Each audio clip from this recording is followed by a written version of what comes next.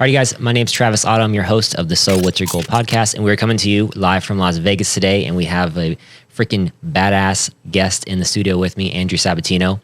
My mission is always to help you, the listener, have bigger goals, take action, make changes, and improve your lives in one of three of these categories, or all of them, hopefully: health, relationships, and money. And today, we have Andrew Sabatino in here. He is the marketing maven. Andrew is a marketing expert currently residing in Las Vegas. He brings 14 years of internet marketing experience to the table.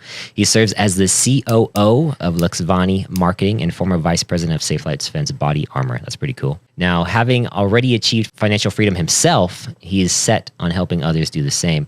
With a background in running a $50 million a year business and a lifetime of entrepreneurship, Andrew is adept in finding unique solutions to complex problems, especially in marketing. And when he's not working diligently, he's hanging out with his dog Stella and transitioning from an e-commerce-based business that was the body armor company into just a service-based business venture. Andrew's wisdom is succinct. It doesn't matter how smart you are. All that matters is how well you understand people and your ability to take decisive action. You're the expert. So people taking decisive action, are you a decisive action taker? I mean, I've struggled with execution a lot of times in my life, to be honest with you. And I've recently rewired my brain completely this year. Obviously, I've been okay at it because I've had some success, and you have to be. How have you rewired your brain? Is there like a supplement you take for that? No, I just call myself a little bitch when I'm not going to do something, and I'll do it. Okay. It's pretty simple, man. Just be like, hey, you said you were going to do that, so just go and do it. Stop thinking about it. Mm-hmm. The more analytical you are, like the less likely you're about to take action, because everything will seem scary and hard, and your brain is literally survival hardwired to convince you not to do hard things because it doesn't want you to die. Yeah, you're right. It doesn't want you to die. It doesn't want you to do hard things. It wants everything to do as easily as possible. Yeah. One of my sayings, though, like which I live by, is work hard to make things easy. Yep. So, which is like, I don't even know what you call it. It's like an oxymoron or some shit. I don't know. But work hard to make things easy, man. And I think the working hard part is where people miss out on, and they just want to make things super easy, and then they get stuck. Yeah, you have to work hard at first. I'm a big proponent of, I don't know if you've read it, Who Not How. No, I never read that one. Yeah, it's a book about getting other people to do stuff for you, like finding the experts I need to read stuff. that one. But you still got to do the stuff at first. Like, you can't do everything in your business. You know this already. You have employees. Yeah. I have employees in my business. You can't do everything yourself. Nope. Because you'll literally fail, or you'll just burn out and die. Well, when you start off, you're going to be doing everything yourself. And it's good, though, because then you know how to do at least the basics of everything. Mm-hmm. And then you can see if someone does a shitty job or not. Yeah. Because if you don't know like what good copywriting is, for instance, and you never learn it, then you will accept any AI written copywriting as like, oh, this is pretty good. This should work. So do you think that AI, like the AI copywriting that people are going to be using, do you think that is going to like flood the market and just like make everybody think this is just a bunch of crap? Like, is it going to hurt more than it's going to help when it comes to AI? Because you do a lot of shit with that, right? Yeah. So it comes down to like how well like it's input in versus like input out. Mm-hmm. So like if you give it good information, you can get good outputs out of it, but most people don't know how to use it properly or prompt it properly, so you get a bunch of garbage. And then you get like generic stuff. Like if you just tell it like, hey, act like a copywriter and write me an email, or like act like a copywriter and write a landing page, it's going to give you mostly junk. Mm-hmm. You have to subsection it. You have to like give it a bunch of sub prompts. It's called multi-shot prompting. So that's how you talk to AI? Yeah. Like so multi-shot prompting? Yeah. So like when I guess multi-shot prompting is actually when you do multiple prompts in one prompt. But what I do is I'll typically like just like get like pieces of it and I feed it like. Give me an example. Like let's run through this. Let's talk about multi-shot prompting. Yeah. Multi-shot prompting. Let's talk about that with AI. Yeah. So like let's just say like I'm trying to design a landing page, right? Mm-hmm. So what I'll do is I will go take a bunch of websites that are similar.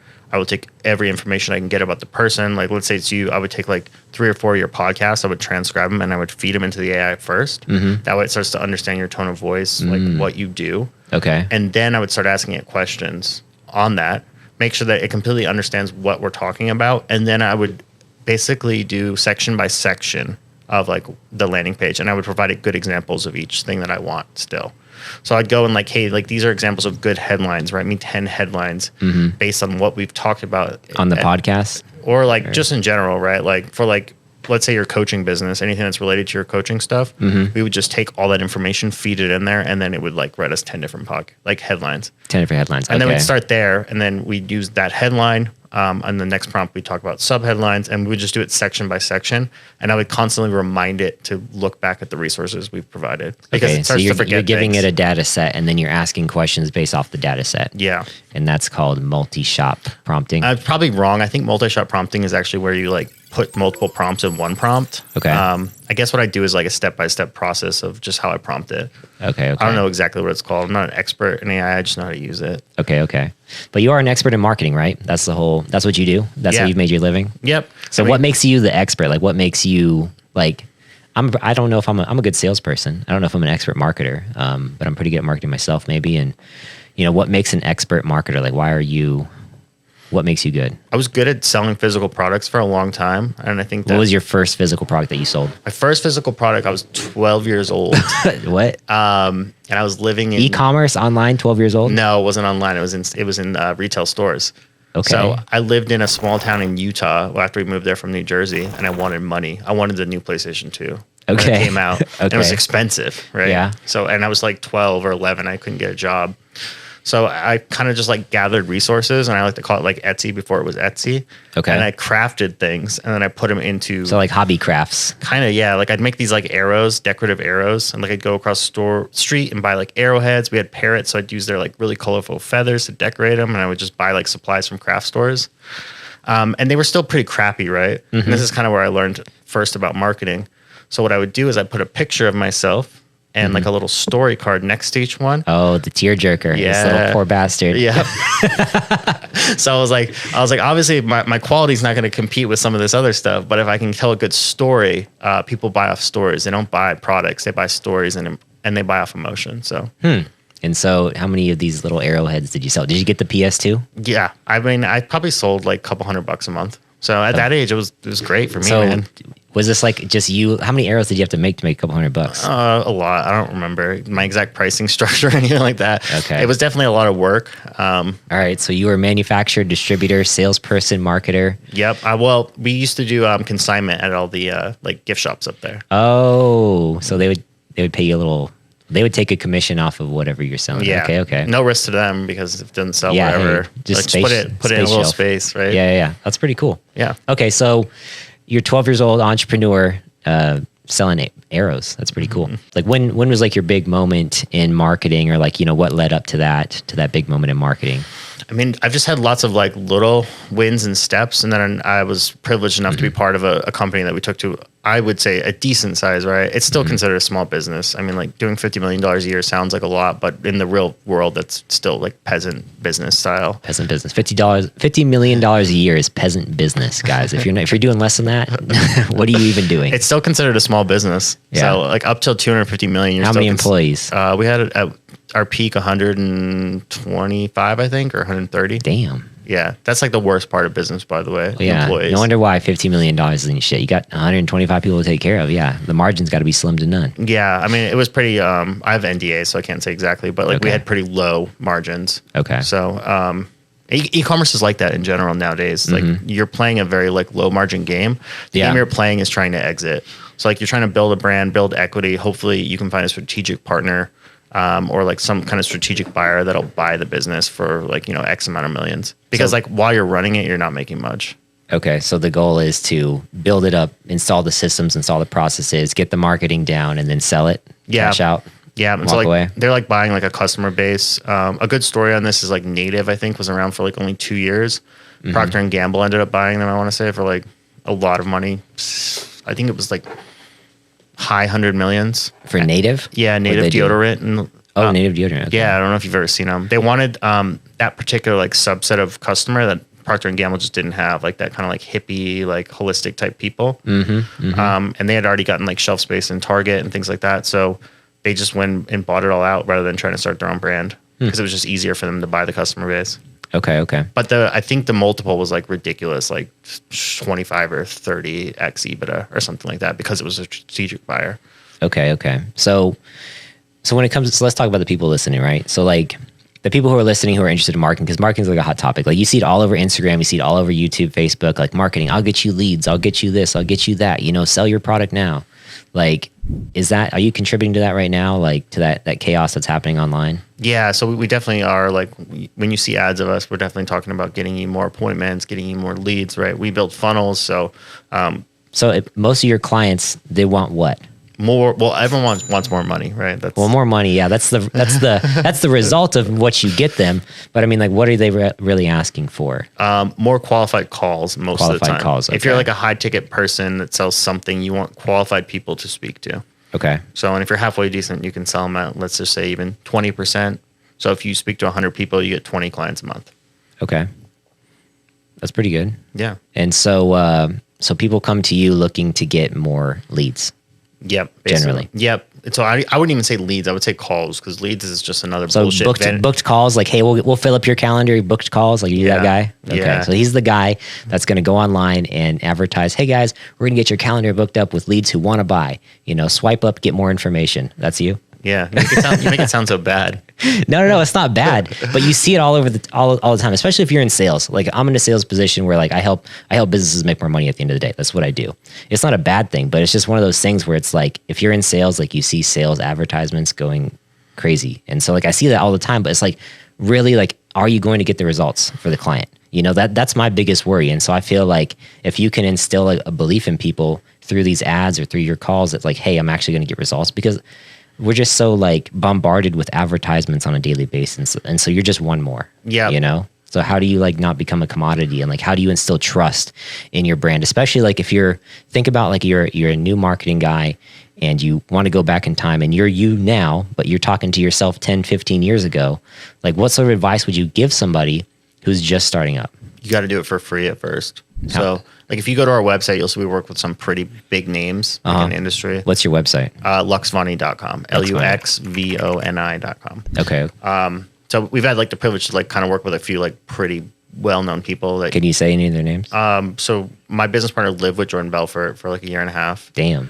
The Wolf of Wall Street. Was that wild or what? Living with the Wolf of Wall Street, it had to be freaking crazy. Yeah, well, he's, like, clean now, so he's not as crazy. But so this was, like, after he got out of prison? Yeah. So he lived with them? They helped him launch, like, Straight Line Persuasion, like, all his sales courses and stuff. They were doing webinars.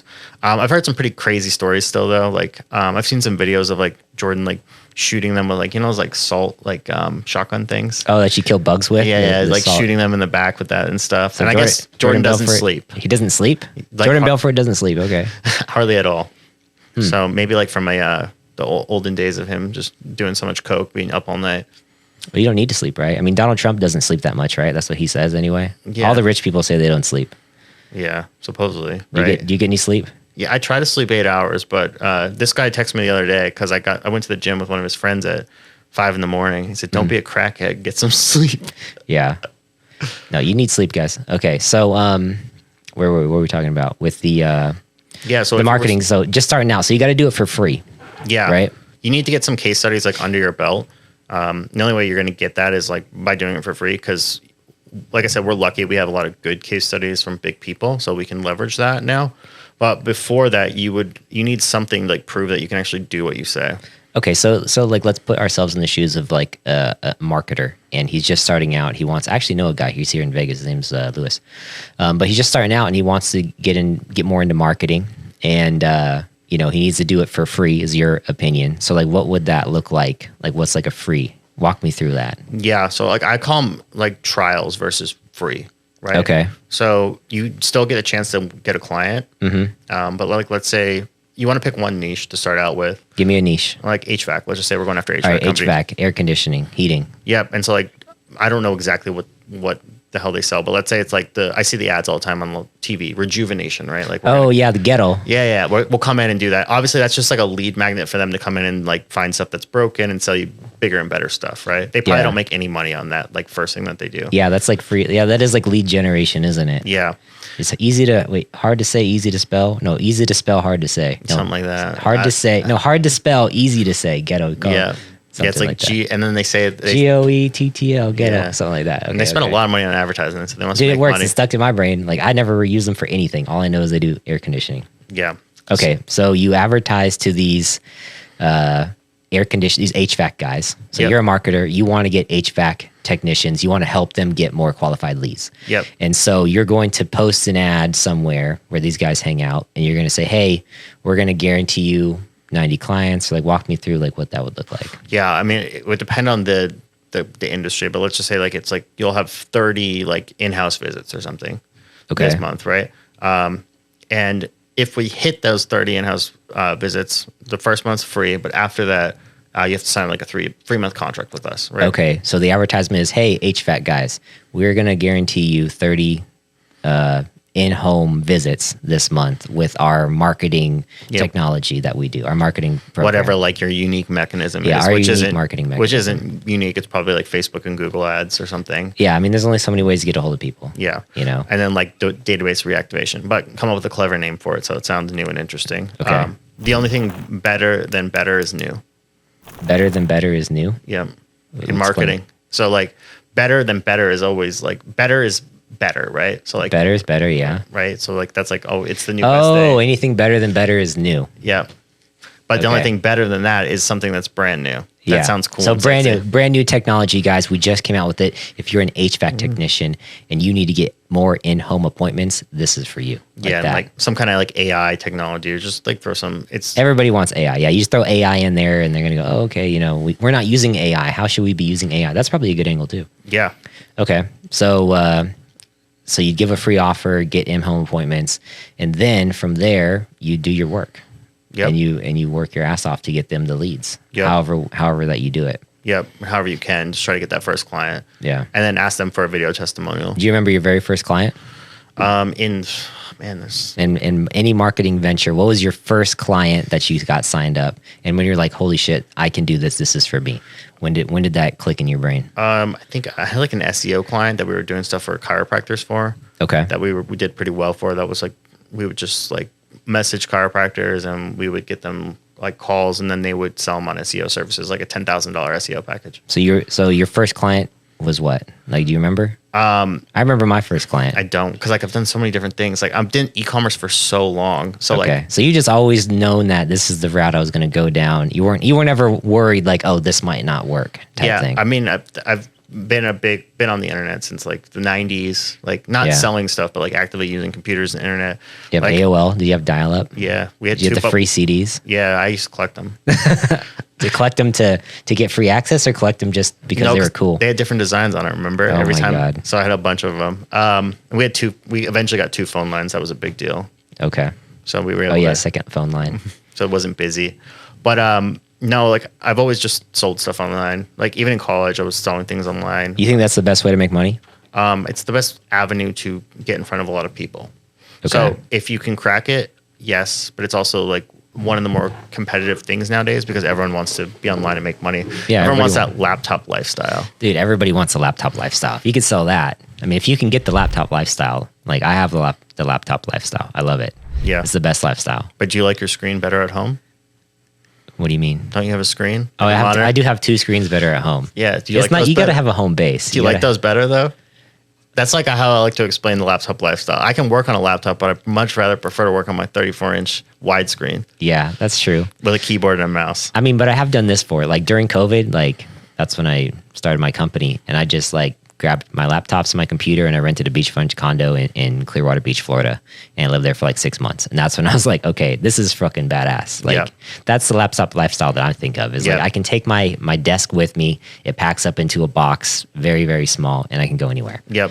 Yeah. But, work out anywhere. Yeah. Or you can go to let's say like you make less money than you would at your job. For instance, like let's say you can only make $5,000 a month on the internet, but you figured out how to do it and you're consistent with it. Yeah. You can go to South America or go to Thailand or Vietnam. And live like a boss. Yeah. And like because now you can do this online, you're location agnostic and you can just go somewhere cheaper.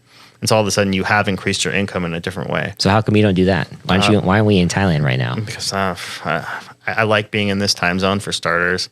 Do a lot of work with like people. Like I need to actually call them, and I don't want to be up everybody in like Thailand. They're up at night anyway because they all work over here. You know, there's probably a crazy nightlife in Thailand. And I have a dog, which is a pain in the ass to go anywhere with. Well, yeah, they might eat it over there. I don't know. Yeah. I'm just kidding. But no, that's cool. Okay, so laptop lifestyle, yeah, dude. So online marketing. Yeah, if you can make $5,000 a month from your laptop, then like why the hell not? Yeah, no, I mean $5,000 a month is a lot of money to some people too. Well, yeah, I mean depends on how long you have to work to make your $5,000. You know, one of my first businesses, like where I thought I was like on top of the world, was probably making like 10 to 12K every month off of. It was Amazon FBA. Oh, that's a good topic. That's a can of worms right there. Yeah, but I did it back in like the wild, wild west days, like before everyone was So you're on making it. like 10, 12 grand a month off Amazon. Yeah, but like I did nothing hardly. Like I knew how to game the algorithm, so like we get our product's number one rank. So when we got a product in, we would just like do a massive launch of it, like give it away for free or for like $1. Yeah. And then Amazon would see, oh, it sold a bunch for this particular keyword. And then they would, that's still how they rank stuff, but it's just harder to do this kind of stuff. Yeah. And then it would just be like in the number one spot and then just get organic sales because Amazon gets so much traffic. And then literally I would just ship stuff to Amazon. They would ship everything for you. Oh, yeah. They warehouse it for you. Yeah, they do everything. Okay. The only thing you have to do is answer a few messages. Do you think that's the way to go? No. No. No, you don't own the list. Amazon could shut you off any day. It's not like a real sustainable business, in my opinion. A lot of people do it. Like, it's just not for me anymore after like experiencing like kind of every single asset, like, or aspect of e-commerce now. I've done like drop shipping. I've done FBA. Drop shipping doesn't work? It does. I mean, all of these things work if you put the work in, but it's like, how long will it take to work? So which one do you think is the best ROI on your time? You put the time in, you get the money out. What in sector of marketing is the best ROI on your time? Well, in e-commerce, the best ROI on your time is starting a company and building it up and selling it. But that's a long, like you're playing a 5 to 10 year game, which most people don't want to do. Okay, I need cash now. Call 1-800. I need cash now, something like that. Start like an AI agency. Learn. Like okay, but like, what is it? I mean, I have an AI. I have access to ChatGPT. What am I going to do with that? Okay, so like let's say like let's go back to the local businesses, and I'll give you a specific example because I just had this happen. Okay. One of my pipes was clogged up. I tried to snake it. I didn't get it done. So I called a plumber. Right. Okay, you call the plumber. First plumber I call. No one answers. It's like, leave a voicemail and we'll call you back. I hate that. Right. And then second, so we call another one and then they just immediately answer. So who do you think got the business? The guy who answered the phone. Of course. Right. But what if the first place I called, I immediately got a text back and said, hey, can't talk right now. Yeah. But like, what's going on? Oh, like, I see where this is going. Yeah. Like, how can we help you? Like, what's your issue right now? We can get someone out there today. But we just need to know what issue you're experiencing, right? And then like the AI can chat back and forth, book the appointment, and then like the salesperson can just, or whoever, like your technicians can just get the appointment. So now you've got AI answering your phone that you don't have time to answer, scheduling appointments in your calendar, and responding back to potential clients. Not diagnosing, but at least gathering information on the problem. Yep. All passively. Yep. Okay, now that's money. Yeah. So how much could you charge for that? At least $500 a month. No $500 problem. a month to set this up for a plumbing company as an example. Yep. So you scale that. Yeah, I mean, like you can go after like all of them. Is that hard to set up? Not really. There's like apps out there that just do it. So I'm a big proponent of Go High Level. Okay. You can use. Yeah, I use that too. Yeah, there's certain platforms, like things inside of it that you can install that will like just do it for you pretty simply. They even have it built in now. I think it's pretty expensive, but like there's YouTube videos like in an hour or two. If you're any good at tech, you can learn how to set up like a ChatGPT bot. Okay, so all right, so we're building a business on this podcast right now. Yep. So we're going to help out plumbers. Yep. You know, who don't answer their phones. So you call plumbers. If they either goes to voicemail, they don't answer their phone. Those are your potential clients, right? Yep. So I guess you'd probably want to run a campaign and use some VAs in China or something like that, Thailand, and get them to call like 10,000 plumbers. Yep. That don't answer the phones. Write those ones down. Yep. And now we're going to market to those guys. How we got to call? How they're not answering their phones. That's where I'm stuck at right now. Well, I mean, we could just keep. Well, let's take a step back, right? First, Okay. Like not everyone has money to hire like VAs to call 10,000 people. Okay, right? okay. Just call everybody in your city. Yeah, call everyone in your city to start out with, cool. and just see who answers, who doesn't. Right? I like stuff that scales up. You know. Yeah, So but I'm you can always do that thinking big. later in every other city. All right, so we start local in your city. Yep. Start making phone calls. Some people will answer. You can still try and sell them on it. Sure. Yeah. Right.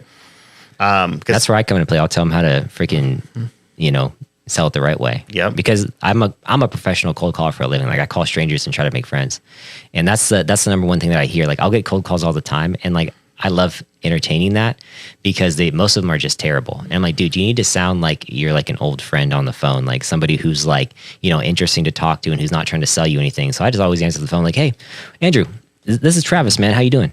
And like, good. What can I do for you, man? Oh, not much, man. I was just calling because, I was just wondering if you guys are doing anything for X, Y, and Z. And then that opens up the door for conversation rather than just going to some script. Yep. I hate scripted stuff. You can't make it sound scripted. Otherwise, you're gonna get hung up on all the damn time. That's the one thing about cold calling.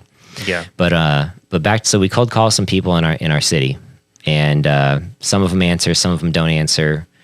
We're looking for people who don't have time or who want to grow. Like who's your ideal prospect in this toilet business that we got going on here? I would just say like anyone that understands the value of like speed to lead. So, first one to answer gets it. Yeah. I mean, and honestly, I would use like, I came up with this business the other day. I kind of want to do it because of this exact experience where I'm like, well, you better hurry up. Once you drop this podcast, you're going to have a lot of competition, dude. Right. But no one in Las Vegas is allowed to do it yet. But, right. And then you can like go on their website and just get their information. There are like places where you can get leads to find like the owner's information.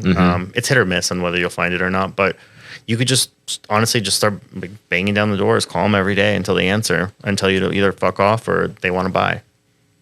Well, if they're getting fuck offs, then you're doing it wrong. Yeah. They should be like, no, man, it's really not for me. But even then, I'll help them out with that. All right. So once you guys start your business and you start cold calling, you're not getting any freaking answers or they're getting hung up on you a lot. That's when you reach out to me and I'll help you with sales. I'll help you how to talk to people and we can boost your business up. But I think it's a great business though. Yeah. Because like, especially with that model, like there's like a lot of mom and pop businesses out there that are totally underserved and they just don't know what they're doing. Yeah. They know how to do what they do, but they don't know how to tell people what they do. Like I went to a show and I met with this one trailer dealership a couple months ago. And he's like, dude, I'm really trying to figure out, how to sell more trailers, and he's like, but I'll tell you this. He's like, I've been in this same town in Mississippi for 23 years. And there's still people in my town who don't know that I sell trailers. I'm like, well, dude, that's the problem. Marketing is your problem. You need to I was like, do you have a website? He's like, we had one. And I'm like, well, how badly do you want to sell trailers then, dude?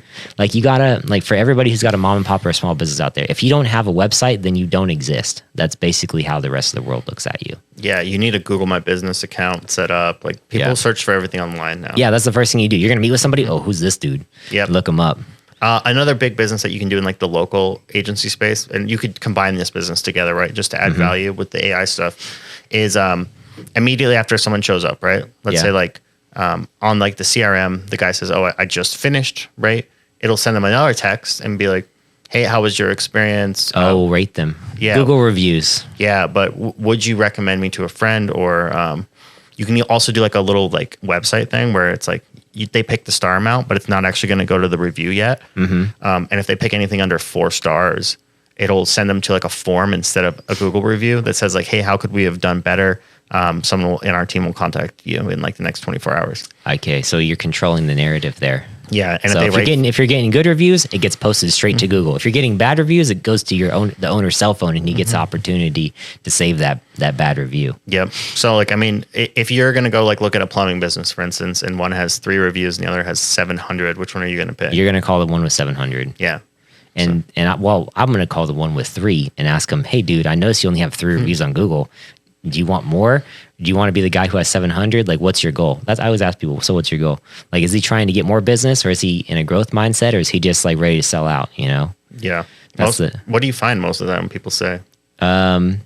Most people that I talk to, I'm looking for people who are growth minded, who want to expand, get better, make more money, do creative things. If they're not in that mental space, then I don't really pursue a relationship with them because they're not going to be receptive to any of my ideas and they're not going to want to hear what I have to say because they're just set in their ways.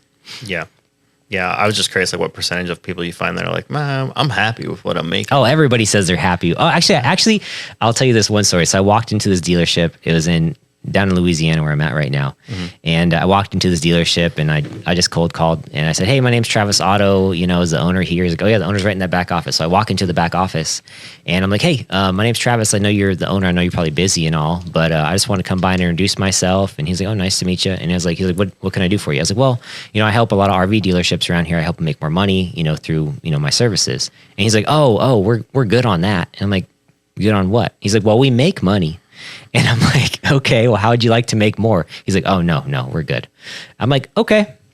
And I just walked out and he's just a dick. But when you get people like that, like you can't sell him. He's like, I've been doing this for 25 years. We've been making money for 25 years. I certainly don't need your help. And I'm like, okay, asshole.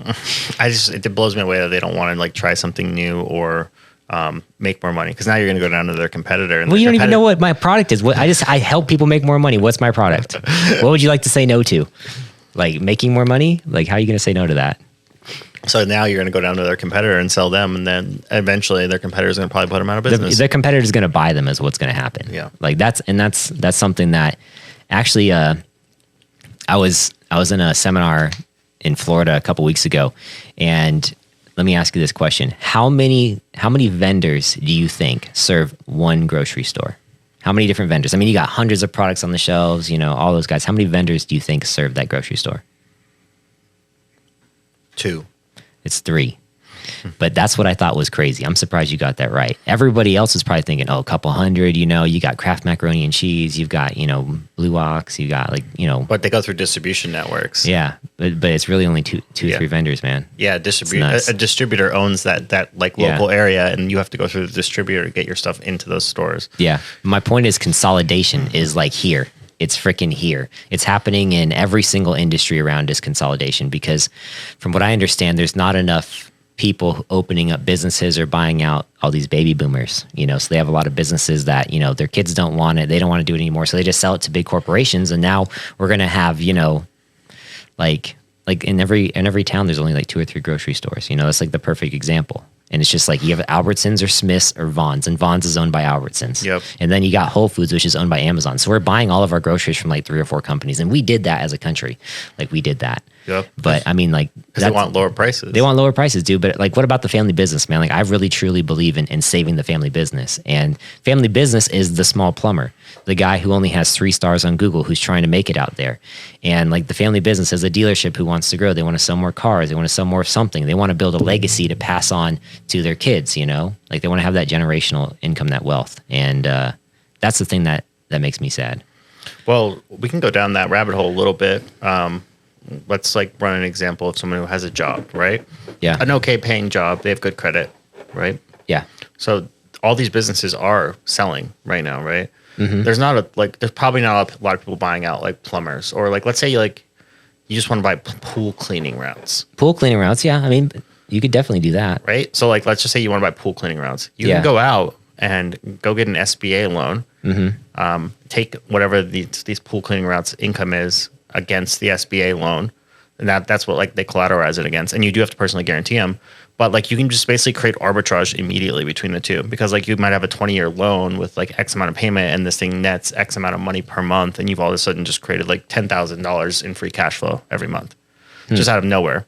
And that's a lot easier than just like trying to go and start your own business. So should we be buying pool cleaning services instead of online marketing? I mean, I'm going to get out of the online space here in the next like 5 years, to be honest with you. I want to get into like home services. I want to get into like really boring businesses. The online marketer is getting out of online marketing? Yeah, it's because it's getting more competitive, right?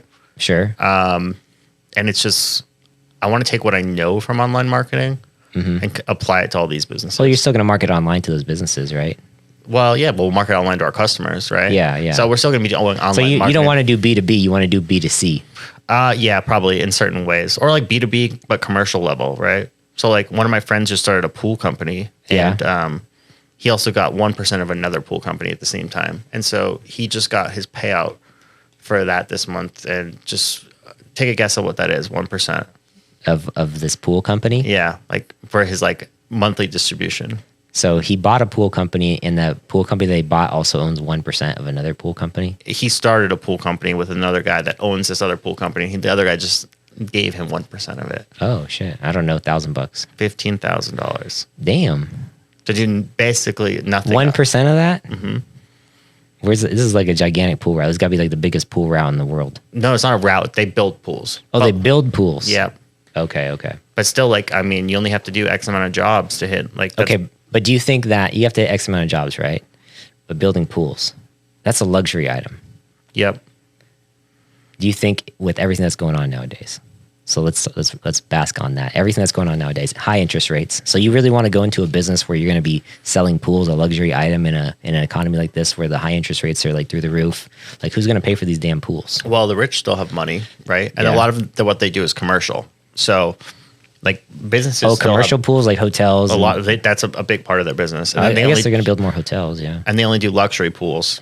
Like, they're not going and like building your like 10 by 10 pool. Oh, so not like your typical backyard. Las Vegas backyard pool. No, like they're building luxury pools. So the rich still have money. They're not going broke. So we're catering to rich people who want to build pools at commercial locations. Well, why would you want to sell to poor people anything? I don't know. Yeah, unless it's like a biz op or something. Why you don't? I'm not talking about poor people. I'm talking about like your average American family. Well, that's poor now, though. Unfortunately, right? There's hardly any middle class anymore. Even at $150,000, people still live paycheck to paycheck. Oh hell yeah, yeah, you definitely do. Yeah, so it's becoming the norm. So you want to. I mean, Alex Hormozi always says this: sell to rich people because they're more likely to pay for these solutions and pay a lot of money. Yeah, rich people have bigger problems, more money. Yeah, rich people problems too to solve. Rich people problems. Those are the kind of problems I want to have. Rich people problems. So selling pools in this economy to rich people. I mean, I guess you still need online marketing for that. They got to market it somehow. That's how that company. But you might only sell a handful of pools a year. But I guess you don't need to if you're doing millions and millions. What about like a kitchen remodel, right? Like how much does that cost? Easily $50,000. Yeah. So, right. So like, let's say you're running ads for that. You don't need to be like that good even at running ads to get them success, right? Or get yourself success. Yeah. All you need to do is get them like 1 or 2 kitchens a month. Yep. Yeah, that's true. So it's like, those are like the places where you can win. That's like easily. My business is like that in a way where it's like, I'm going after like big dealership groups, bigger clients who, they don't make decisions very often, but when they do, they're big ones. And, I don't get a new client every week or every day. It's like, if I get couple clients a month, like that's pretty damn good. Yep. Like that's all I need to keep on going. And your business scales up with recurring revenue too. Yes. So you just that's the nice thing about it. Just keeps unlike kitchens and pools, you always got to keep on selling more pools. Yeah. But what about, what if you owned the pool cleaning company too? I mean, and you gave them like 6 months free when they bought a pool, and then they're hooked in basically with. Oh, that's cool. So that's like a vertical of your pool company. Yeah, I mean, there's all kinds. So you're sold on this pool company idea. Well, one of my friends is super sold on it. I'm not sold on it necessarily. I know it's going to do really well, but I'm not necessarily I'm just saying these are great examples of businesses people don't think about getting into. Okay, but let me ask you a question. So let's say you get into this pool business where you're building pools, right? Are you actually going to be building pools? No, you sub everything out. Yeah, you sub everything out. So you really at the end of the day are what? What are you really at the end of the day? You want me to say affiliate marketer, I want you to say you're affiliate marketer. Yeah. Exactly, dude. That's where all the money is. I always say the money is in the middle. You help other companies sell their products and you find their customers and then you get paid. It's a beautiful thing. Like all you got to do is just connect the dots. Once you put one and one together, you get a little slice and you keep on moving. And that's I love it. I love it. Because what is the company that you're pushing products for? What do they have to lose? They have nothing to lose, everything to gain. Yep. By giving you a little slice. I actually get surprised. I've worked a lot with dealerships and I was trying to find like a software company to do like a few things for a dealership. And so I approached a few different software companies like, hey, I have a really big network of dealerships all over the country. And, I help them do this, this, and this. And I'm looking for a software to market to my clients. And they're like, oh yeah, you can totally send them our way. We'll take care of them. And I was like, okay, so do you guys pay any referral commissions or anything like that? They're like, oh no, we wouldn't do that. I was like, okay, well then why, what's my incentive to help you out? Yeah, it's helping my client, but at the end of the day, it's like, I need to eat too. What's the software? What do you need to do? It was let me think. It was a website, like a website, like a dealership website with texting and messaging and something like that. It's very specific to the dealership industry because it integrates with a few different other providers. It's a whole rabbit hole. It has to have the inventory and all that stuff. Yeah, it has to have inventory and all that stuff. And I had dealers asking dude, can you put me in the right direction? And so I sent them to the company anyway, but it just kind of ticked me off that dude, I'm helping you out and just in good faith, I'm just doing that. And I don't mind helping people out in good faith, but after a while, it's okay, dude, this should be a symbiotic relationship. There should be something flowing both ways in every relationship. It can't just be a one side gets everything. It's crazy that they don't have an affiliate program, especially in software. Yeah, you would think, dude, I don't know. A lot of the software companies in my industry, it's small checks, small commissions for whatever reason. So software is not super big, but sounds like we need to start that company. Dude, there's a lot. I mean, the problem with dealerships is they get hit up with so much. They're so polluted is what I call them. They just get harassed and kicked around and go, we have the best new product that you've ever seen. It's going to help you sell more cars than you've ever sold before in your entire life. And it's only, $2.99 a month. And then you're you hear that all the time. Yeah. You get kicked out. Andy Elliott screaming at them every day. Yeah, Andy Elliott. Do you want to sell more cars? Yeah. Let's start closing remarks, sir. Our closing remarks. So give me a takeaway. So let's finish up this conversation here really quick. I got to run here shortly, but let's finish this conversation with this hypothetical, company, the toilet company here. Toilet marketing. The toilet marketing company. Mm-hmm. So we call, because I like to give somebody who's listening something actionable that they can do at the end of the podcast, so that way they can actually take something away from this and try to implement that. And so with this marketing company that you're going to help out, home-based service business like the Roto-Rooter guys, the toilet companies. So you have a clogged toilet, right? Plumbers. We're helping plumbers.